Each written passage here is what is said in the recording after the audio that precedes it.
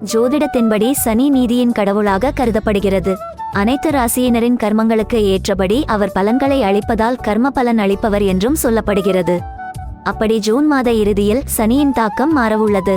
இதன் தாக்கம் ஜூலை தொடக்கத்திலிருந்து தெரியவரும்.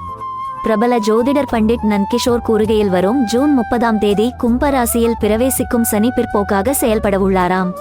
இதனால் அனைத்து ராசியினருக்கும் தாக்கம் ஏற்பட்டாலும் குறிப்பிட்ட இந்த 3 ராசி பெரும் அசுப தாக்கத்தை அடையவுள்ளார்கள். மேஷம். சனி பிற்போக்கு ஆனவுடன் மேஷ ராசிக்காரர்களின் காலநிலை மாறும். வாழ்க்கையில் முன்பை விட பிரச்சனைகள் அதிகரிக்குமாம். சிறிய சிறிய விஷயங்களுக்கும் தகராறுகள் ஏற்படும். மன அழுத்தம் அதிகரிக்குமாம். எந்த வேலையையும் முடிக்க அதிக முயற்சி தேவைப்படுமாம். பல பகுதிகளில் நிதி இழப்பை சந்திக்க நேரிடுமாம்.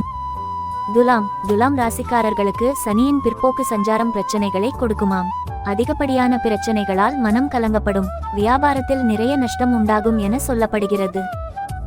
கும்பம். சனியின் சொந்த ராசியாக இருந்தால் சனியின் இந்த சஞ்சாரம் சாதகமாக அமையாது. எந்த பிரச்சனைகளிலும் ஈடுபடாமல் இருப்பது நல்லதாகும். தேவையற்ற வாக்குவாதங்களை தவிர்க்கவும். எந்த ஒரு புதிய வேலையையும் தொடங்க வேண்டாம். பரிகாரம். சனியின் வக்ர சஞ்சாரத்தை தவிர்க்க ஒவ்வொரு சனிக்கிழமையும் சனி பகவான் கோயிலுக்கு சென்று எள் தீபம் ஏற்ற வேண்டுமாம். சனி பகவானுக்கு கடுகு எண்ணெயால் அபிஷேகம் செய்வது அவரின் கோபத்தை தவிர்க்குமாம். சனிக்கிழமை நாளில் அனுமனை வழிபடுவதும் நல்லதாகும்.